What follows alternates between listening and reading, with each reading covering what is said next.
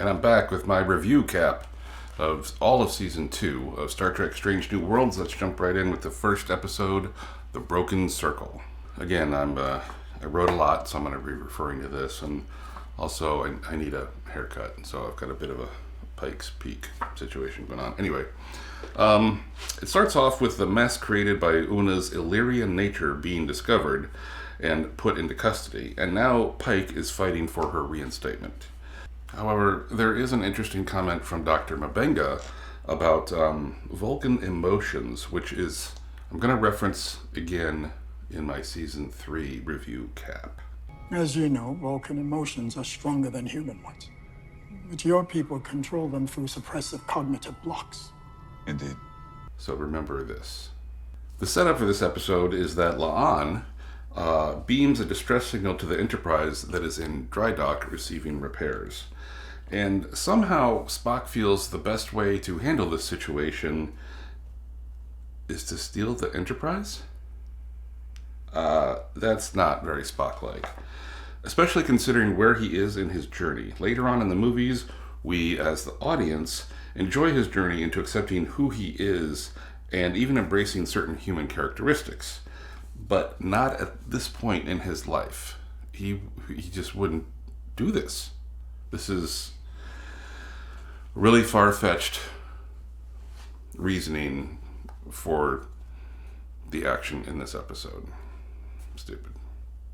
We are introduced to our new chief engineer, Commander Pelia, a long-lived Lanthanite, who was around on Earth hundreds of years ago. And that's important for a future episode as well. And I did get a laugh out of Spock's thing, his moment, when he gets to tell the ship to engage in a warp drive. I would like the ship to go. Now. So now that the Big E is on its way to save La'an, we see her in a drinking contest with a Klingon. Being able to outdrink a Klingon is pretty stupid. She's a human, and Klingons are known to drink gallons of blood wine. So this would never happen. It's simply a nod to Raiders of the Lost Ark.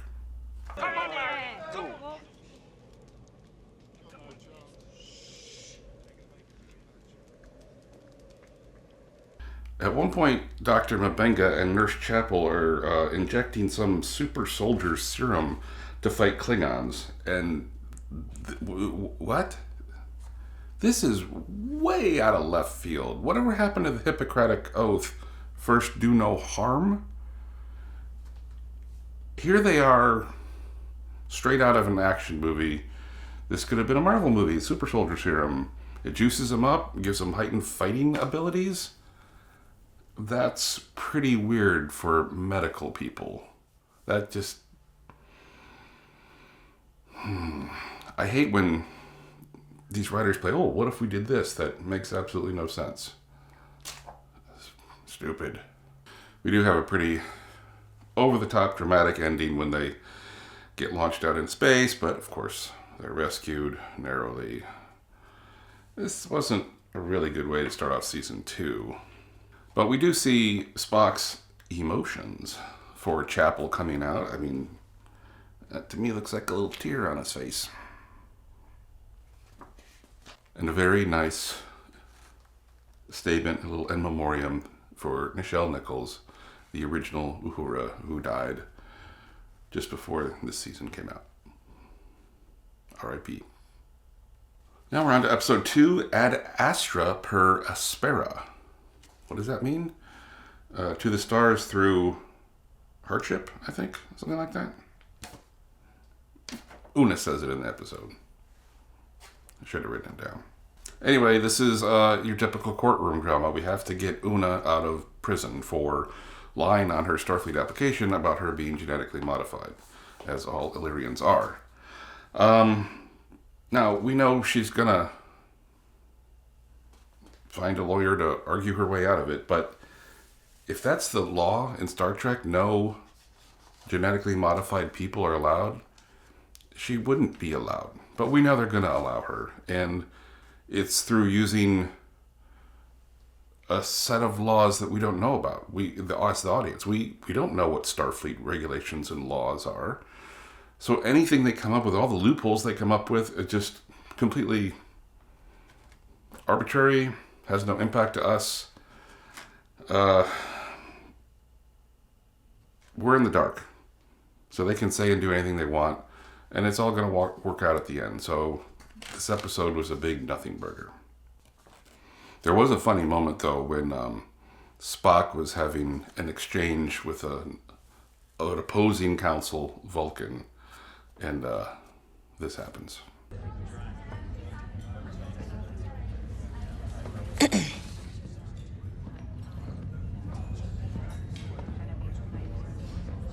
I regret that you had to witness that outburst. We won't say a word. Thank you, Doctor. Of all of my father's former colleagues, Basalt truly brings out the worst in me.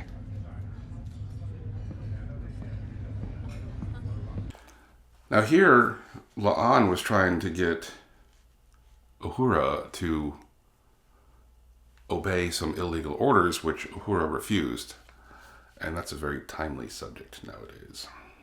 As much as I agree with, being inclusive and many themes in this episode, it was just plotting, and I was bored because I knew that we wouldn't know what they were talking about, but everything would be fine in the end. And here we have Una back on the ship. So yay, this episode's over. Let's go on. Episode 3, tomorrow and tomorrow and tomorrow. This one starts off on the right foot with La'an having a bad day at work, all sorts of things going wrong, very flustered. Then all of a sudden, this time traveler from the future pops onto the Enterprise and gives her this little device, and what happens? She's now suddenly on board the Enterprise in an alternate timeline, and when she goes to the bridge, she finds Captain Kirk at the helm. What's going on? Apparently Kirk here, he won't just be used sporadically. He's kind of like a recurring character at this point. So La'an goes to explain from her point of view what's going on to Kirk, and they get teleported together back in time to 21st century Earth, Toronto specifically. I do like it when shows take a couple characters who don't normally interact together. We always see it's Kirk and Spock and Bones, but it's great to see, Kirk and Scotty do a side mission, and it's always great to see Bones and McCoy work together. So I like it when two characters who don't normally work together are thrust together into some situation, and we see their two different personalities clash and or work together for a change. While here on Earth, they realize they're going to need money. And they realize this much too late because they're about to buy clothing. And somehow La'an sees the cash register person taking those anti-theft devices off clothing. So she plants an item on a woman's in her purse or bag as she's leaving, thereby creating distraction so they can leave too. How would La'an know about this? Their socialist future where they don't have money, I don't even know how that works out, but them knowing about money, sure, that's part of the history. I doubt they teach clothing store anti-theft devices at the academy. In need of money, Kirk decides to go play chess in the park. And as we know, he can beat Spock at 3D chess, so wiping the board with a bunch of different people in the park is easy money for him. While they are spending time in Toronto trying to figure out what to do next, there is a terrorist attack on a bridge, and the two meet a helpful local. Now, earlier in the episode, through casual conversation, Pelia said this to La'an. I still have a bunker in Vermont where I used to live in case this whole no money socialist utopia thing turns out to be a fad. So it was a nice circle back moment when La'an realized she could go ask Pelia for help in this current timeline. As you can see, she went to Vermont. During their adventures, La'an and Kirk get a bit romantic, but this is an alternate timeline, so it's not going to matter. But we'll see if La'an tries to come back to this later on. The pair figure out that this terrorist attack has something to do with La'an's ancestor, Khan, and they visit the Nunyan Sung Institute for Cultural Advancement. They're ambushed by the Good Samaritan, who's not a Good Samaritan at all. She's actually a bad Romulan, sent back in time to Earth to kill Khan. Why? Well, because Khan and his people created the eugenics war, which caused the humans to create the Federation. So Romulans, in some alternate timeline future, decide to go back in time, kill Khan, thereby the humans don't have any need to create the Federation, thereby the Romulans won't have an enemy to fight and they can take over the galaxy. I mean, isn't that kill baby Hitler? So I really like this episode. I like the going back in time part and all that. The only problem is that in this episode, this is all taking place in the early 21st century. But in the original TOS, the eugenics wars, or World War III, took place in the late 90s, which meant the original Khan was born in the mid 20th century. But here he's a kid in like the 2020s. So did the writers, I mean, they could have easily had it set in the 70s when Khan, the original Khan, would have been 10-ish. I don't know why the change of dates. It would have had no impact on this episode to just use the correct dates. For being a frivolous romp episode with no consequences, since it's all going to get reset, this was really fun and enjoyable. I like this episode. Episode 4, Among the Lotus Eaters. Whatever that means. This episode starts off with a tiff between Pike and his girlfriend, Maria Battelle. And they sort of cool their jets for a while, and Pike confides into Una that they're taking a break. Yeah, I guess they should, since he cheated on her. The basis for this episode is that Pike had previously visited a pre-warp planet, and something went sideways and they had to evacuate and they lost some crew members, but now that same planet has this displayed on the roof of a building, so that's an interesting sigil, wouldn't you say? Anyway, the crew is tasked with going back and discovering what's going on. Ortegas was excited to finally go on an away team mission. However, she had to stay on the ship in order to manually pilot the Enterprise because there was some moon debris in orbit. That's the opposite of the situation, if it were real. The ship's computer can definitely calculate position and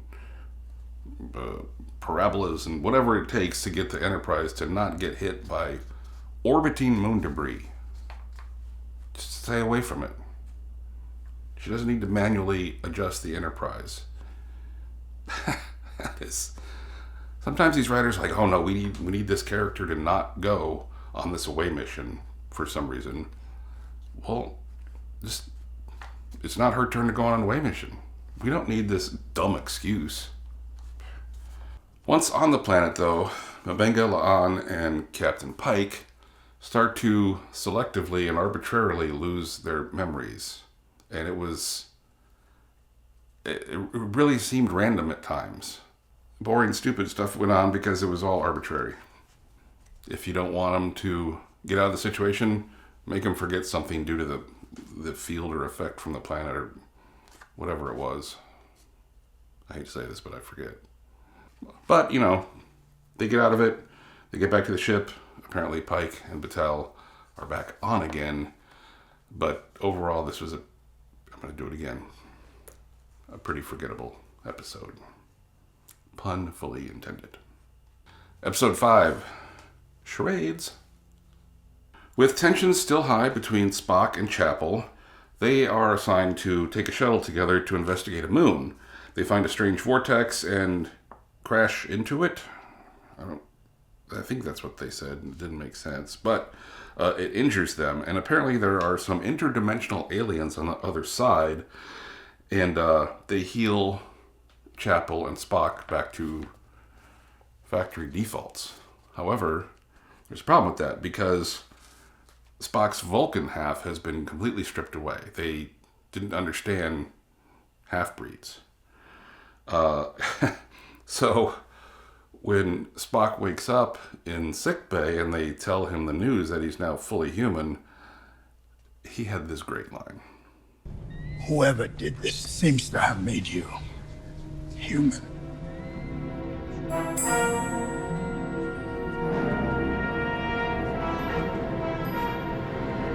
What the This was a pretty tight and fun episode overall, and Ethan Peck was having a lot of fun playing Spock very differently for this episode. And of course, Anson Mount just shines above everybody else. He's mopping the floor with these other actors. He's great in every scene. But this whole situation is happening when this is Spock's mom, Amanda, and those are T'Pring's parents. They're having a traditional Vulcan pre-wedding ceremony with the in-laws. So Spock being fully human, oh no, what a coinky-dink, bad timing. So at the end, this leads to T'Pring calling the wedding off temporarily, putting the brakes on their relationship, a pause, a hold. Maybe they're not completely done, but they're done for now. But that opens the door for Spock and Chapel now. So what's their ship name? Spapple? Chapak? Episode 6, Lost in Translation. This is an Uhura episode where she is seeing and hearing things that others can't. And we have another guest starring role with James T. Kirk again. Series recurring regular, not a regular. He's recurring at this point, pretty much. However, this is the first time that it's not Kirk from an alternate timeline. The first time we met him in season 1, episode 10, was Pike's vision of a possible future. And then a couple episodes ago, he went back in time with La'an from a different future as well. So now this is actually our James T. Kirk. Now, here's a question, though. Since now the real permanent James T. Kirk in our timeline has finally met La'an, who previously met and fell for him in a different timeline, but he doesn't know it. But now we're back in the normal timeline, and he's met La'an, Noonien Sung. I forget how they pronounce it. And this takes place before Space Seed in season 1 of TOS. So why didn't Kirk say that to Khan? Oh, I met your great-granddaughter. Or maybe, she's probably not still on the Enterprise when he's a captain, but big question mark here. Overall, though, this was a good Uhura-centric episode with a nice little guest appearance from Hemmer. And we see the first official meeting between Kirk and Spock. And the TV version. Episode 7, Those Old Scientists. I really like this one. I love how it starts off on the Lower Decks animated. I actually watched all of Lower Decks, and I liked it overall because they really dug deep into the minutia of Trek. You know, they had episodes with Packlids and exocomps, and they really called back to a lot of the lore, a lot of the little things. They had Mugatos, and it was just fantastic writing for the fan. Some of the episodes were silly and frivolous, and to them, I think they thought that what makes something funny is to talk as fast as possible, which I didn't appreciate Sometimes I had to use subtitles, and it was all in English. But they just spoke so fast. Their delivery was so fast that it didn't register with me as being helpful or funny at all. Their situations were great, though. So I do like Lower Decks to begin with. And now this episode starts off on the Lower Decks. The Cerritos is investigating the strange artifact that sucks Boimler into the past. And Boimler, the real now Boimler, played by Jack Quaid, has a really funny line. You guys look very realistic. What? But there was another weird thing that happened when Boimler was in the bar with Chapel, and she sees Spock, and this happens.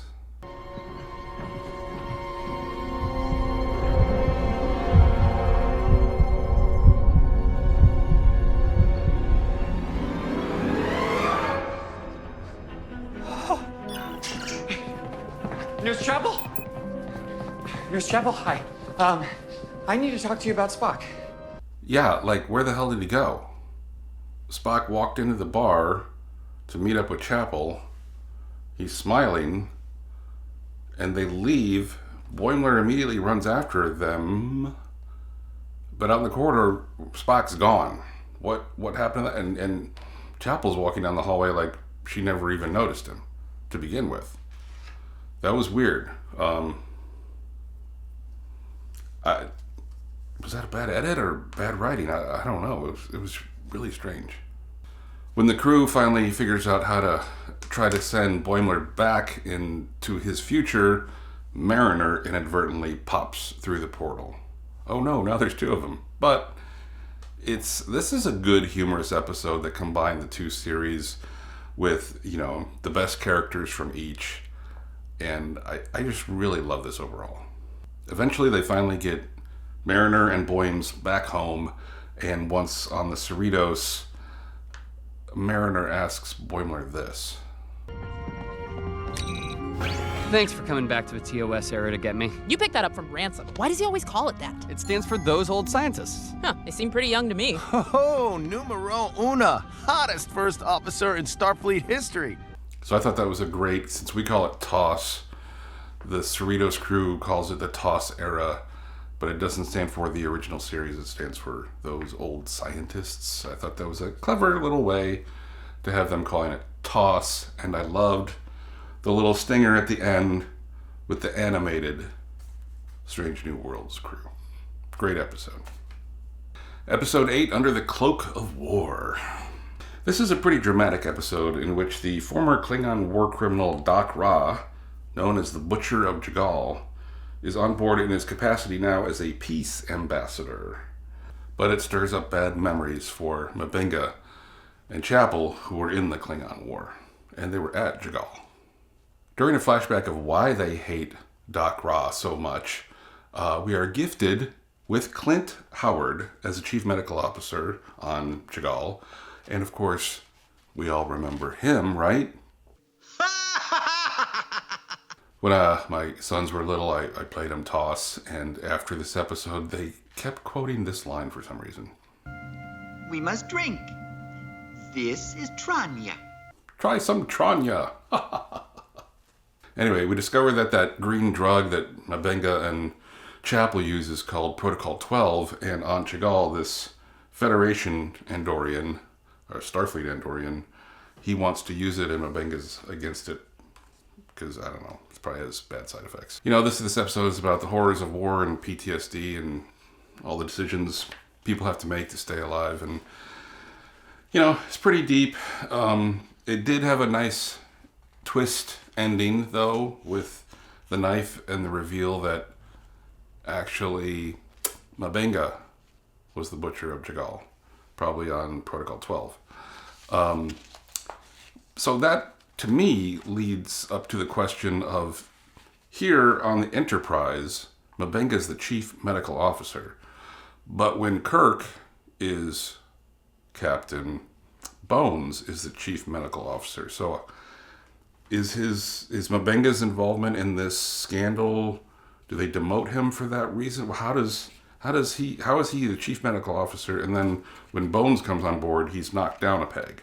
Because he's still on the Enterprise in the TOS era. He was in at least 2 episodes. M'Benga, yes. For those of you who didn't figure it out yet. So, how does he get demoted? Maybe they'll address this. Hopefully they'll address it.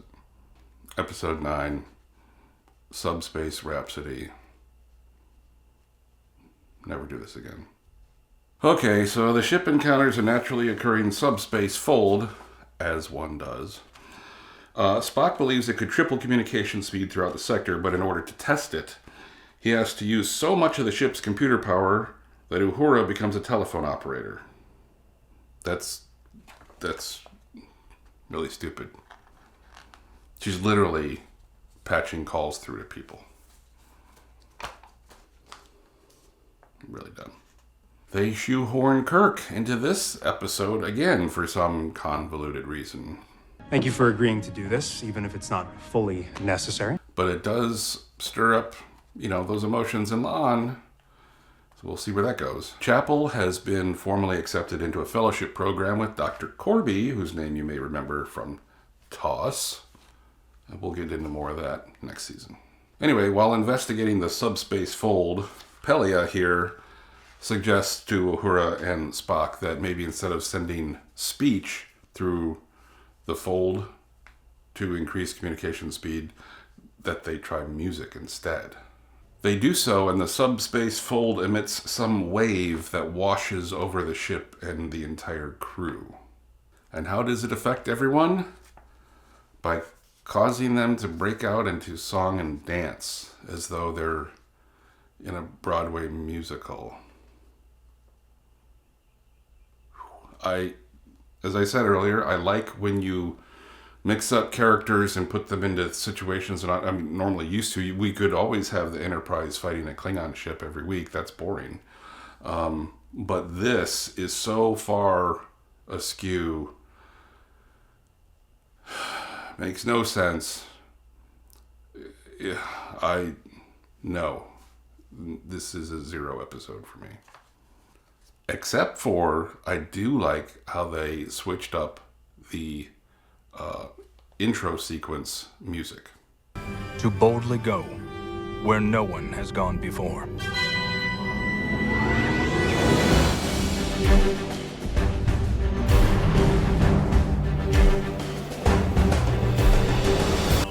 To boldly go where no one has gone before.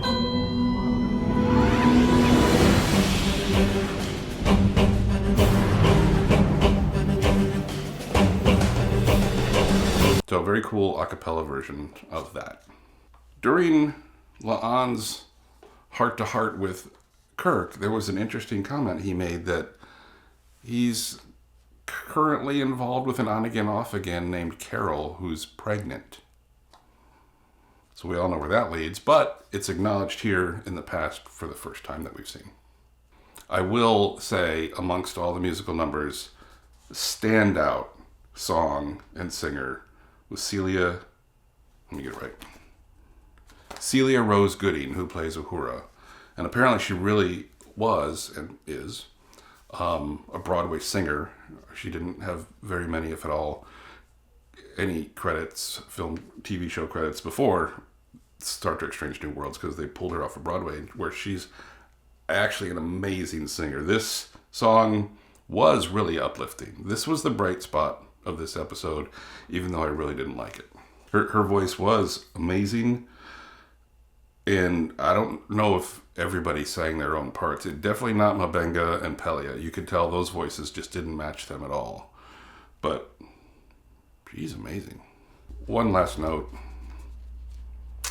Never do singing and dancing America's Got Talent Klingons again. And our season finale, Hegemony, or as the Brits call it, Hegemony. While resupplying an independent colony outside of the Federation, the Gorn attack Batel's ship, the Cayuga. The Enterprise rushes to help, but they find the Cayuga destroyed. The Gorn have established a demarcation line that the Enterprise is not allowed to cross per Starfleet, so they cannot render any assistance down to the stranded humans on the planet. Of course, they're going to be making some plans here, and Pike disseminates some new anti-Gorn weaponry. And keep this comment in mind. Nitrogen grenades? Renders anything in a 10-meter range frozen. Deadly for a cold-blooded lizard. So, equipped to the teeth, a small select group flies in a shuttle through the debris with, like, no engines. They're just doing thrusters or something to make it look like they're debris, so the Gorn won't see them passing across the demarcation line and landing to go help the survivors. Once on the planet, Pike and some of the crew finally get to meet Scotty. So that's a great addition. His accent's a lot thicker than James Doohan's, but James Doohan wasn't actually Scottish. This guy is actually Scottish. So we've only got Bones, Sulu, and Chekhov to go, right? I think we're going to see them in the next 2 seasons before it ends.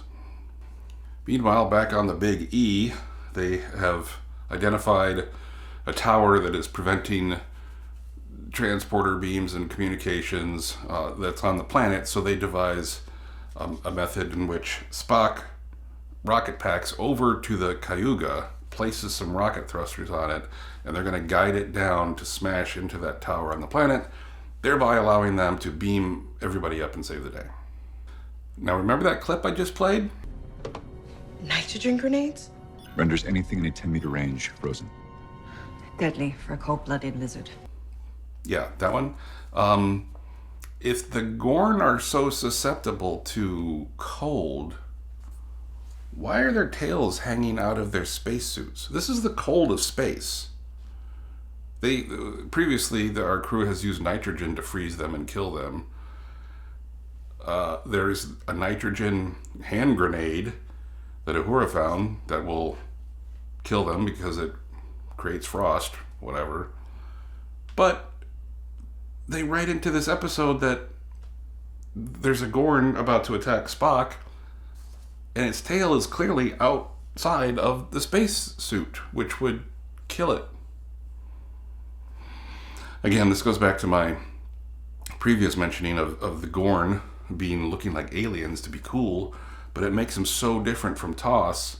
It would have been better to just have Gorns that are bipedal, like humans. They're trying to create something new, but they're writing themselves into a corner, and this is stupid and makes no sense. There was a cool camera angle shot coming up. I mean, it started off much further away, and it goes right into the bridge on the top of the saucer section. And we have all known that's where the bridge is on every series. And I've always thought, that's stupid.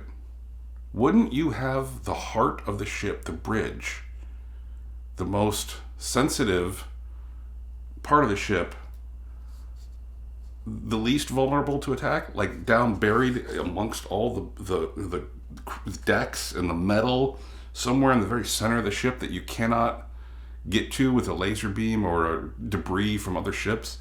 No, I mean, having the bridge on top, I've always thought was dumb. So this ends in a cliffhanger. There's a lot going on at the end. The Gorn were the ones to beam up the humans, not the Enterprise. So the Gorn have hostages. The Gorn ships are attacking the Enterprise. And why the hell is Pike looking scared? This isn't Pike. He's been cool, calm, collected for 19.9 episodes so far. This was completely out of character for him, but they just did it to ramp up the tension, leading right up to the cutoff cliffhanger that will be resolved in season 3. So, I say this a lot, don't I? Kind of dumb. Overall, there were maybe a few lower points this season than last season, but there were also some very high points as well. So overall, a good season, and we'll see what they do with season 3 in my next recap review.